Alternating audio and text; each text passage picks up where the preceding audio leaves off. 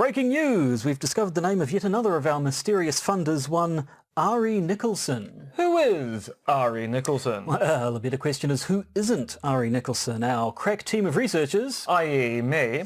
yes, our crack team of researcher has been trawling Google Images to try and find evidence of Ari's nefarious involvement in world events. Now, let me just check my notes here. Now, given we have no idea of what Ari looks like, this has proven to be quite difficult, but the evidence is in. And I can confidently say that there is evidence of Ari being in the crowd surrounding JFK post his assassination by Lee Harvey Oswald. Allegedly. Lurking in the background of the Moscow trials, attending a guillotining during the French Revolution, and this is quite possibly the most incriminating piece of evidence yet, I have a photo of him as one of the assassins of the dictator Julius Caesar. A photo of the assassination of Julius Caesar. Yes. A photo from 23 BCE. Yes. Photo from before the invention of the camera and celluloid film. Yes.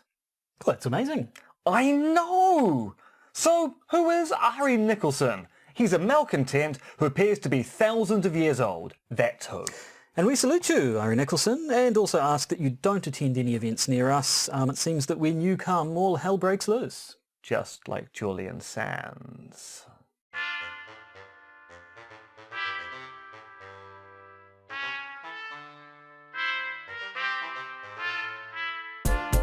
The Podcaster's Guide to the Conspiracy, brought to you today by Josh Addison and Dr. M. Denton.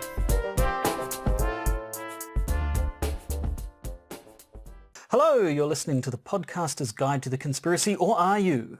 Is this in fact the Podcaster's Guide to 5G Technologies, featuring me, Josh Addison, and the world's foremost expert on everything to do with 5G, Dr. M.R.X. Denton? See, I really thought you were going to do the listening or watching, given this is also a video podcast. It is a video podcast, yes. But no, you went in a completely different direction. Sure did. As am I, because I have breaking news. You do? I do. Oh. We have received an email which starts, "Hi there. My name," and I'm going to redact the name because this person has not asked that their name be read out on the podcast. "I'm the founder of FeedSpot," which means you'll be able to work out who that is with absolute ease. "I would like to personally congratulate you as your website, The Podcaster's Guide to the Conspiracy, has been selected by our panelists as one of the top 35 conspiracy podcasts on the web. Goodness. I personally give you a high five and want to thank you for your contribution to this world.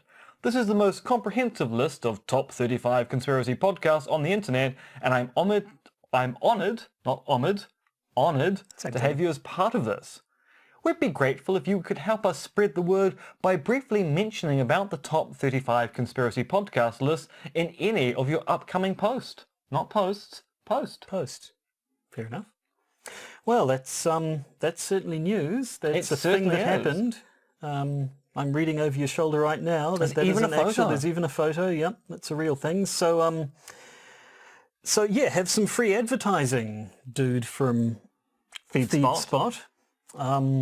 Nice to know that we are among the top 35 conspiracy And the thing theory is, podcasts. I have looked at the list, and there are podcasts I recognise on that list. So it's not just a random assortment of conspiracy podcasts. There are legitimate competitors, I bet say competitors to our crown as the podcast about conspiracy theories originating from Aotearoa, New Zealand, which features an actual expert in conspiracy theory as one of the hosts, of which I think we are the monarch. Could possibly We be are the best. premier in that particular category.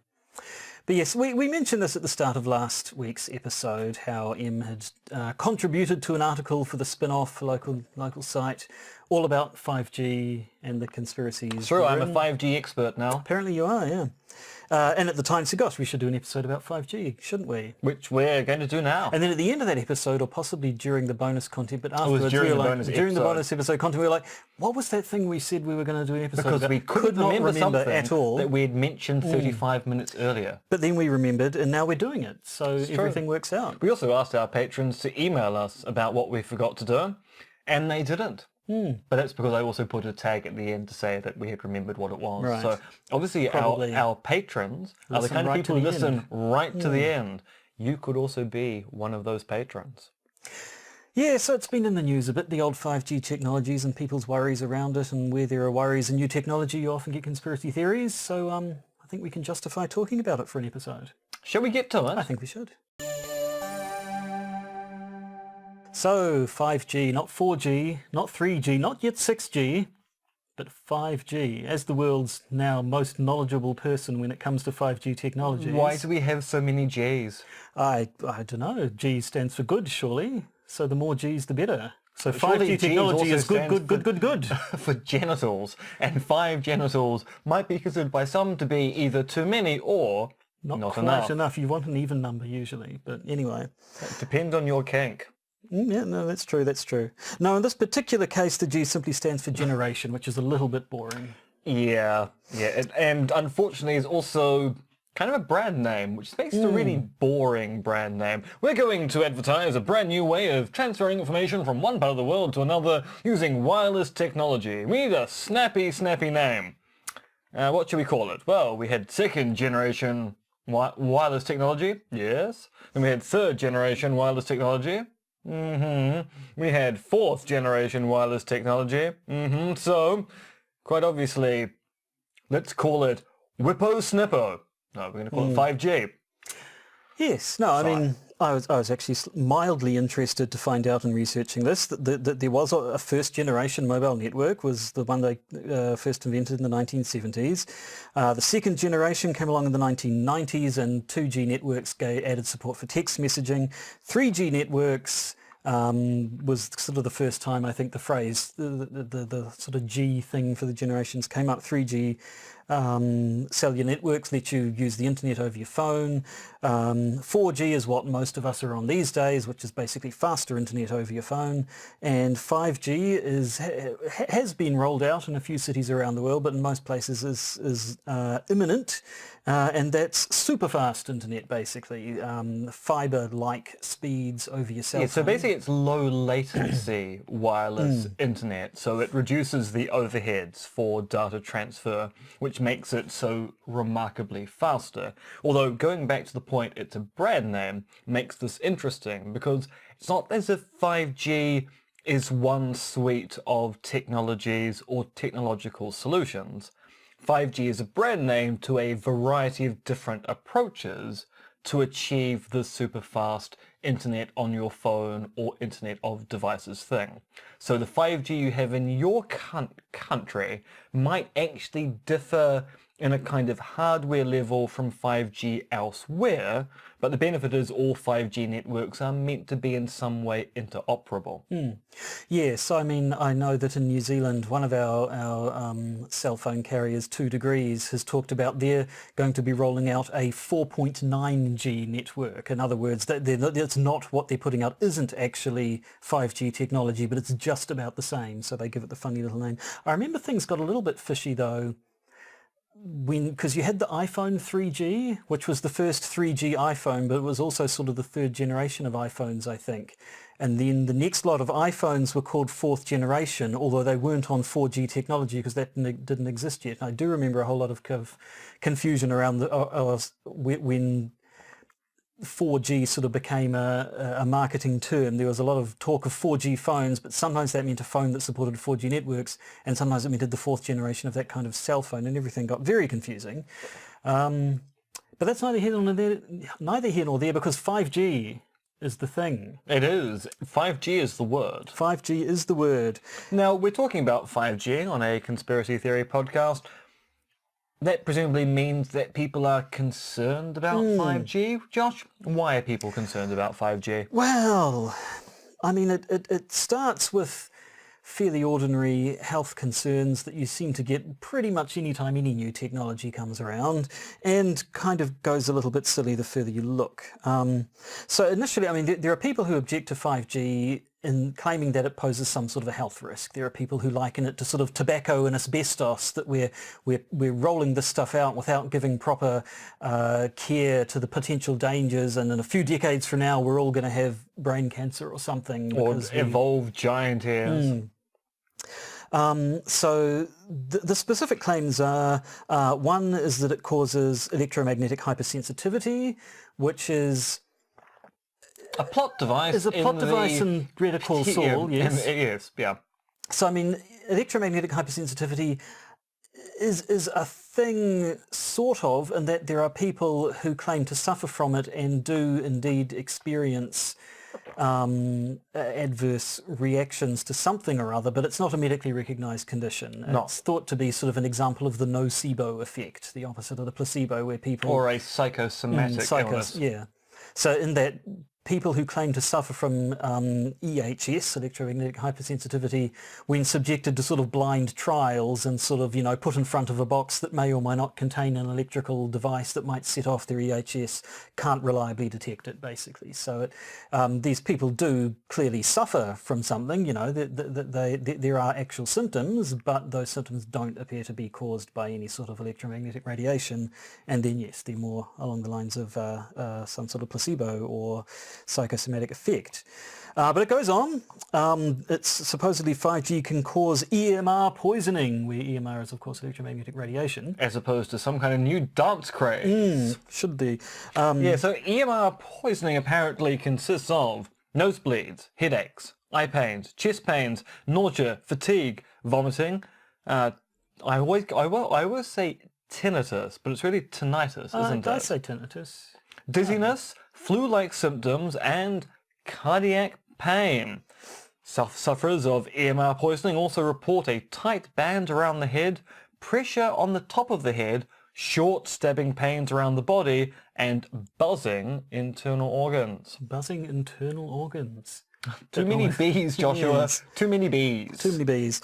So apart from the fact that that's such a broad range of symptoms, it could possibly be caused by just... Well, yes. I mean, anything. it's the symptoms are so vague. You should be expecting people generally to be suffering those symptoms in a given area at any particular point in time. Nothing about that picks out a particular illness other than people get sick all the time, yeah? See, I'm hip and down with the kids. You're entirely down with all of the children. I'm so SoCal.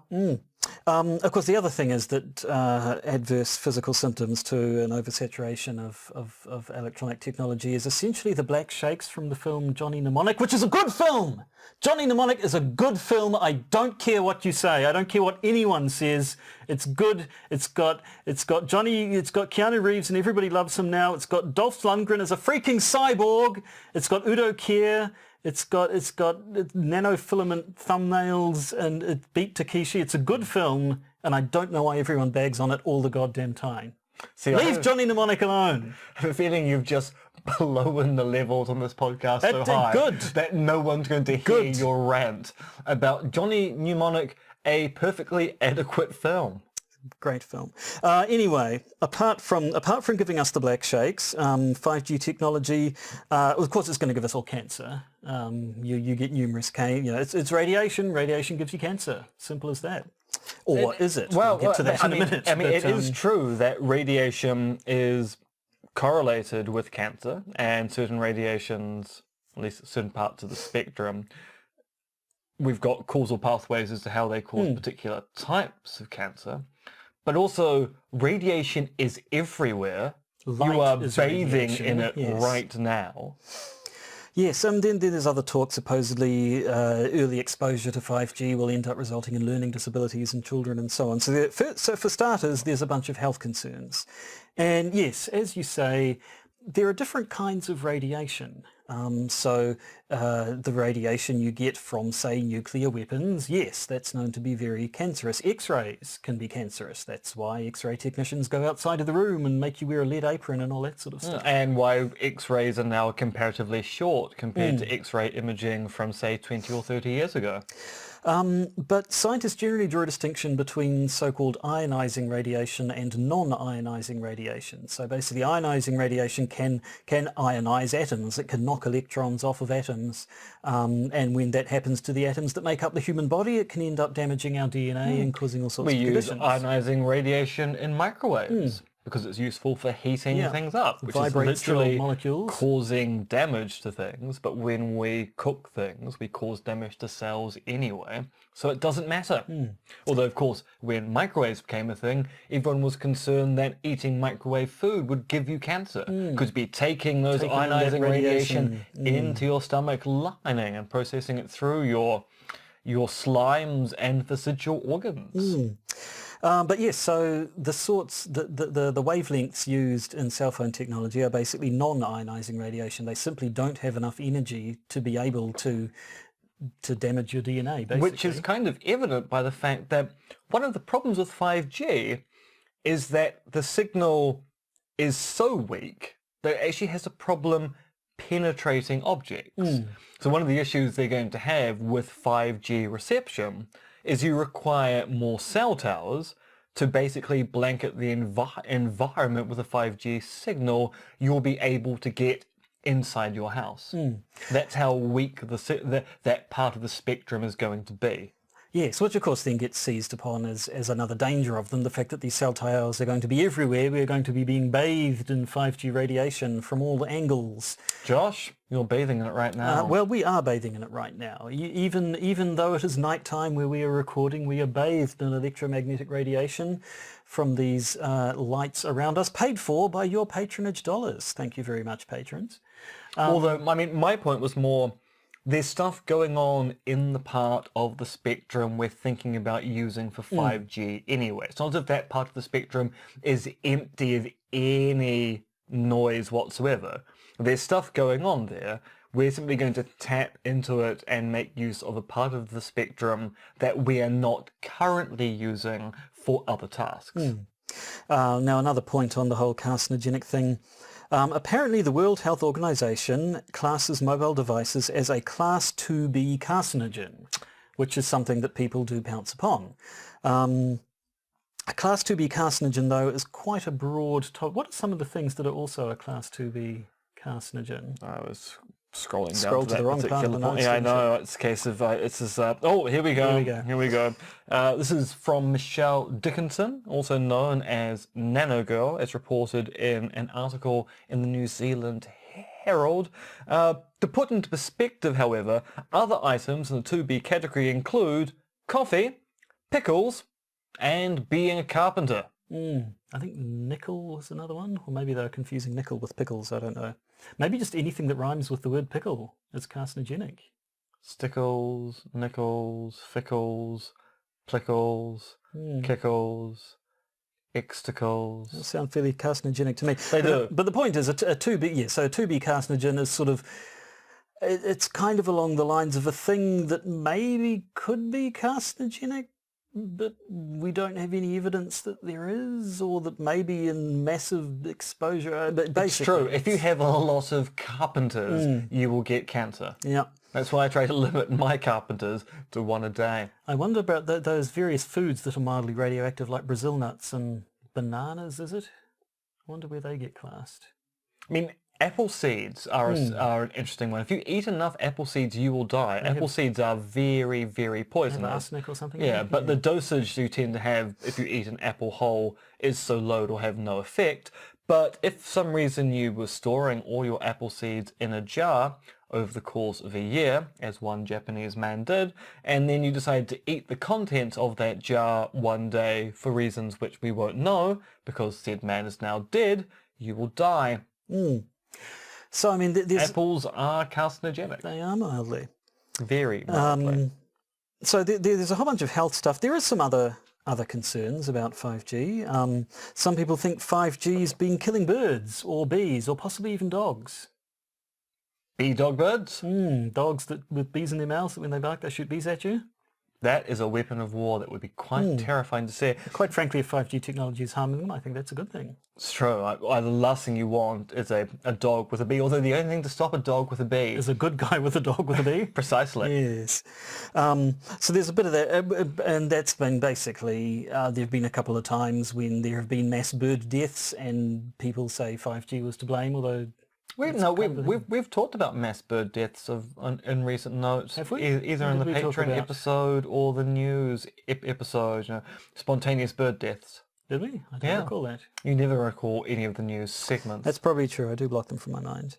And it's not just killing the wildlife. There's also, it gets to the extent of 5G technology could be messing with the weather, causing earthquake. Basically all the stuff that they used to blame HARP on can be blamed on 5G. On the weather front, there is actually a legitimate concern about 5G, which does relate to weather, but not weather manipulation. Because it turns out that the part of the spectrum that we want to use for 5G transmission is also the part of the spectrum that meteorologists currently use for weather prediction. And so the concern is, if you swamp that part of the spectrum with telecommunication data, you make it quite difficult to engage in weather forecasting. And given that the kind of weather forecasting we're looking at here is extreme events like hurricanes and the like, suddenly you've got a system which kind of works to warn people about impending natural disaster that may not work because people are watching cat and dog videos online. And this is actually a really big fight that's going on in the States at the moment. So there's a fight between the Federal Communications Commission under Ajit Pai, who was appointed there by the Trump administration, and little organizations such as NASA and the National Oceanic and Atmospheric Administration, who are basically going, we need to actually work out which parts of the spectrum we're going to use and not give carte blanche permission that everyone use all of it, because otherwise we lose very vital scientific data which is actually saving lives. And there is a concern that the FCC will allow anyone to use the 5G spectrum because the Trump administration is very business focused, as is the FCC under Pai, and also the kind of weather forecasting that's going on there might also contribute to reporting about anthropogenic climate change, which the Trump administration would rather people not engage in. So there is a serious concern here, and there is a suspicion that there might be a bit of a conspiracy going on as well. Conspiracy. It's a good thing you mentioned that, because this is a podcast that talks about conspiracies and conspiracy theories. Really? It is. No, that's what we've been doing for the last 5 years. Oh, I thought it was all about pillow fighting. No, I thought it had all been leading up to an excuse to me say that I like Johnny Mnemonic, but it turns out... So you're saying that if I do this, it's not part of the podcast? No, and it probably wouldn't be picked up by the microphone either, so this is just some prime content for the video watchers there, me being beaten in the head. You know someone is going to extract this off YouTube and it'll be serving somebody's disturbing sexual fetish a la Tickled by David Farrier. That's going to be... one of the first conspiracy theories we looked at. My disturbing fetish as well. Oh, well, there we go. But no, conspiracies and conspiracy theories. So so far we've just been saying people are a bit scared of it, but then that immediately leads to sort of conspiracy theorizing, where they'll say that either people know that the stuff is harmful and yet they're actively seeking to ignore or cover up that fact so that they can roll out their technology and make money off it. Or, I mean, one thing that comes up a lot is when I've sort of seen records of people protesting against 5G technologies, the kind that's never been tested. The FCC is just chucking it out there. And so in this case, it's not even that people do know that it's harmful, it's people don't care whether or not it's harmful. But either way, it amounts to the fact that people are choosing to ignore these either known dangers or potential dangers for the sake of making money. So that's one angle to it.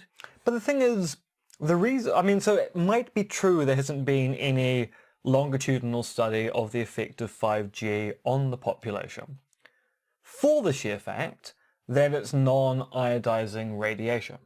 So it's also non-ionizing. Oh, true. It's true. It doesn't actually... We probably do want some iodizing radiation, because here in New Zealand we are low in natural levels of iodine. So that's why I put a lot of salt on my food. Yes, you're quite right. It's also non-ionizing radiation. The iodine is actually irrelevant to this entire discussion. It is, completely. Scrap it from the record. No more iodine. So the fact that we know that it's not part of the electromagnetic spectrum which causes harm to organic matter like ourselves means that we're quietly confident that, well, unless the laws of nature change, it's actually perfectly safe to use. Now, people are concerned about the bee stuff in particular because we still don't quite know everything about the ways that bees communicate. so we're fairly sure it's all based on dancing. That's actually true. But there might be other things going on which they're, well, in the same way that birds use attraction towards the North or South poles as part of their navigational technology. Technology is probably not the right word. Technique was what I was actually going for. It's possible that parts of the spectrum might be things which insects are sensitive to, but it's not as if it's completely untested. It's just that the kind of longitudinal testing that 5G opponents want hasn't been engaged in. No.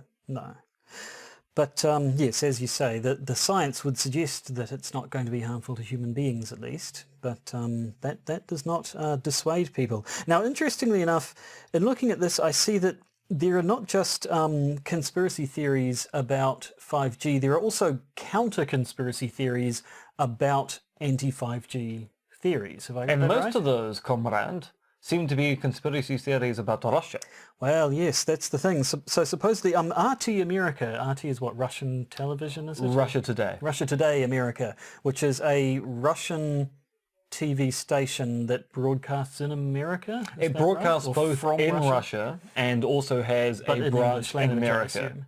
Well, no, so RT Russia is a Russian language one. RT America is the English language one. In the same respect, there's BBC America, but I don't think there's any. I don't think there's a CBS UK or MSBC UK. It seems a bit. Oh, it's only goes one other way. people who go to America to educate the unwashed masses. Fair enough. But yes, so apparently for at least a year now, starting in 2018, RT America has been leaning fairly heavily into anti-5G content. They've been airing various articles and interviews with people all about the dangers of 5G and how it's going to give us all cancer and so on, which has led people to suggest that a large component of 5G scaremongering is basically Russian disinformation. So a fellow called Ryan Fox, who's the Chief Operating Officer of New Knowledge, a technology firm that tracks disinformation, has claimed it's economic warfare. Russia doesn't have a good 5G play, so it tries to undermine and discredit ours.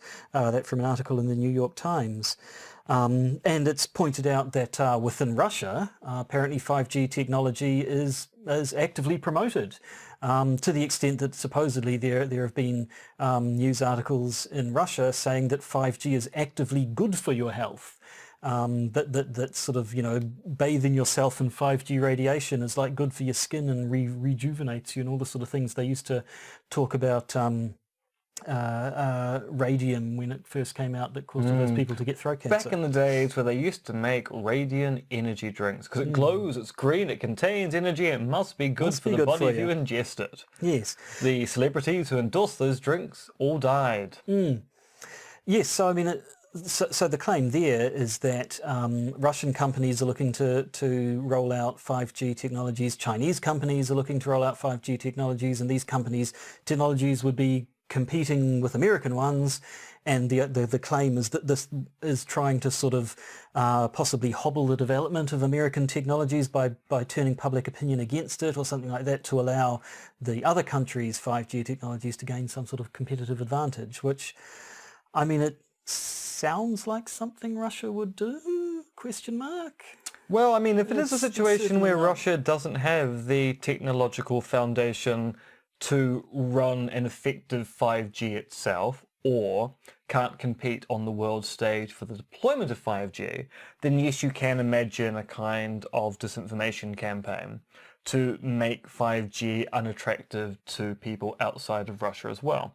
Now, of course, what's interesting about this is the political aspect of the rollout of 5G, which has its own particular conspiracy theories. So you may be aware there's a bit of a tiff going on between the UK and the US at the moment about 5G technology, because America would rather that, I'm going to mispronounce the firm's name again because I want to go Huawei. Pretty much. Brilliant. I was going to go Huawei, and of course that's wrong. Huawei. Huawei are a major Chinese firm which may or may not have connections to the CCP. and they are promoting their 5G technology overseas. So our country, Aotearoa New Zealand, has had a big debate as to whether we will use Huawei 5G tech in our cell phone transmitters. The UK has said they're going to, and America has said, but you can't, because all the intelligence stuff indicates that Huawei puts in backdoors, which will allow the Chinese government to snoop upon what you're doing. We would rather you installed American 5G technology, which has US backdoors, which allows us to snoop upon what you're doing, which is basically the debate here. Which superpower is going to have access to your data to harvest? But there are conspiracy theories galore, not about 5G as a spectrum and the danger it poses, but who's producing the equipment, and thus whose government is going to be able to use that data for their own malign ends. Yes, and I mean, this has also caused a fair bit of confusion in recent times, with people sort of saying, "Oh, can I have my Huawei cell phone then? Is it spying on me?" And so it's not the phones; it's specifically the infrastructural technology around a 5G network. People are worried that that they could be in some way compromised, and so that all of your cell phone data that's going through these networks could be, monitored and who the hell knows what else. But yeah, as you say, it kind of comes down to whose government do you want spying on you, rather than avoiding it. And so that's been the thing. Certainly here, there's been a fair bit of debate about whether or not we want Huawei to be supplying us with 5G technology. Last I heard, it might just depend on the networks. The various cell phone companies might, some will be using some technology and some others. But, others are saying, look, it's possible to ameliorate against backdoors in the tech by imposing other security layers on top of it. So basically prevent that information from ever being accessible to the actual repeater stations themselves, which is basically part of the big debate as to whether we use the tech but we use things on top of it, whether we don't use the tech, whether we go for another country's tech because it's politically convenient. It all ends up being a big political issue in which there are conspiracy theories being thrown around by people in power to dissuade you of using other people who are in power and their technology. Now, one final point, returning to the whole 5G is evil because it gives you cancer and kills baby birds. There is the question of why 5G? We said, when we mentioned it before, we sort of said it's kind of becoming the new 1080 poison in New Zealand, the issue that people who have some sort of beef with the government will bring up. There's all the stuff about 5G and the dangers of it around. Why weren't people worried about 1 through 4G? But of course the reply to that is, well, actually were they? Yes, because people have been concerned about new technology since time immemorial. Cell phones cause cancer. Radios cause cancer. Reading will cause a human's brain to overheat, which is why people shouldn't read particularly often new forms of technology, whether that be the printed page, radios or cell phones. There is going to be a certain amount of scaremongering by people who are going, but we don't know what happens if we use this for a long period of time.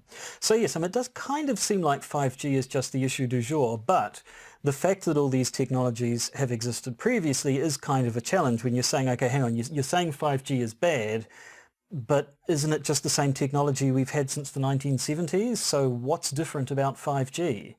And people do try to answer that, but it generally just sort of seems to be, oh, it's such a big jump. Its frequencies, there's so much more, but because, as we said, so many more cell towers, there's going to be so much more of it because it's a much bigger jump from 4G to 5G in terms of the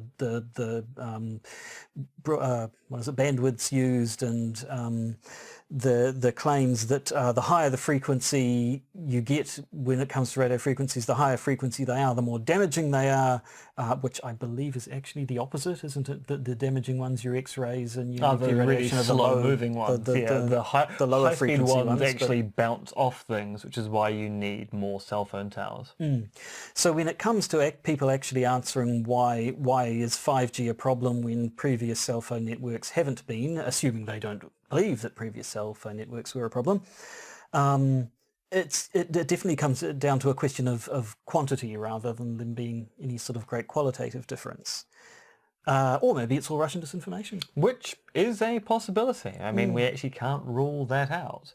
We know that Russian disinformation is largely, well, no, I say largely, is a significant contributing factor in the belief of ancient alien beliefs in the US. It turns out that a lot of the websites and Twitter accounts that promote ancient alien ufology style beliefs are actually originating from Russia, which is leading some people to go, this appears to be an attempt by particular parts of the Russian infosec community to make Americans look stupid, and it's working. So who knows? I mean, Yeah. there could be. I mean, and obviously it doesn't have to be one thing either. I mean, as we say, people have been freaking out over new technologies since new technologies have existed. So it could be the two working in tandem. It could be that Russia. What do you call people who produce Russian disinformation? Disinformationists? Disinformation agents is the easiest way to phrase it. That'll do. Russian disinformation agents haven't saw this sort of groundswell coming and so then capitalised upon it. You know, there are plenty of possibilities. But either way, when you actually look at the science behind it, it does seem that these particular conspiracy theories don't seem to have much to support them. They do seem a bit suspicious, don't they? Just a wee bit suspicious. So there we go. You've now been schooled in 5G technologies and their conspiracy theories by the most knowledgeable person on 5G technologies in the entire history of the human race, Dr. M.R. Extentive. I don't think I'm overselling you there.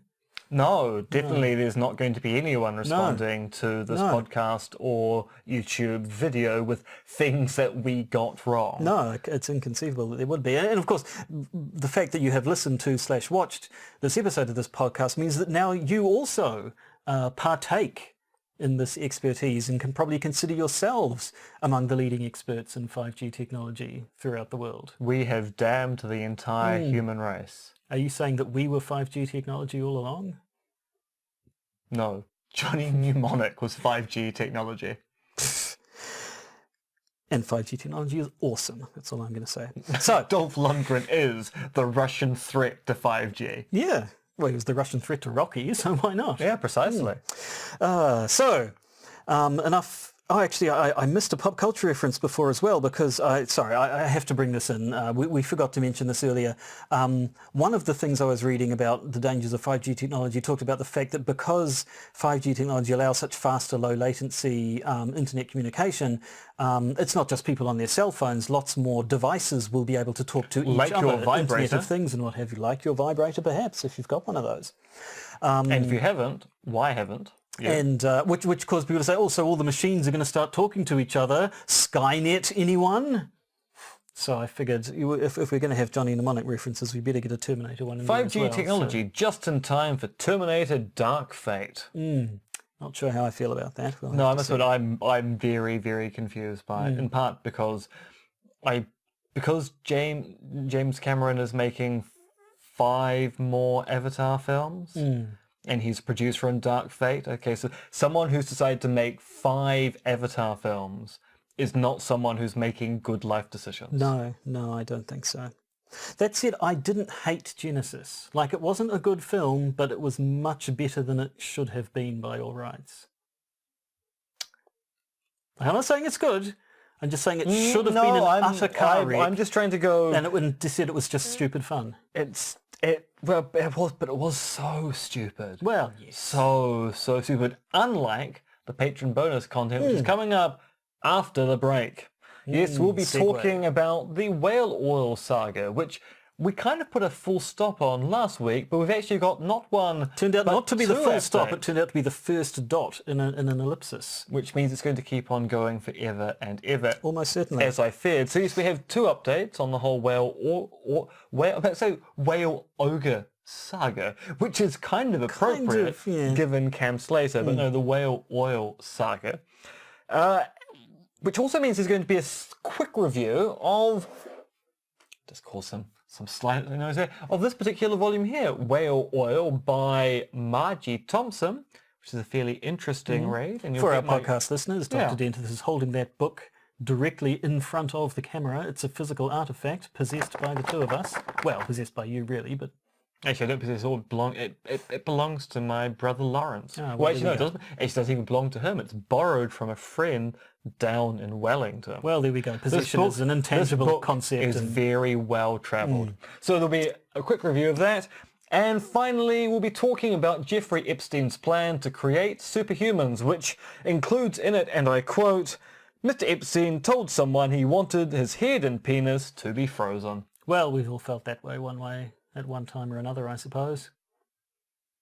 Indeed you have. Indeed you have. So, that's all I think we have for this particular episode. So we're going to stop recording and then start recording the new patron bonus episode, which all of our new patron bonus listeners can bonusly listen to. That's an adverb, I assume. The rest of you, thanks for listening anyway. If you want to become a patron, please do. But if you don't, no pressure. Yeah, no pressure. Just continue living you live your life. The lives that you live that don't have patron bonus episodes in them. But to all of you in general, goodbye and good night. Goodbye and good night.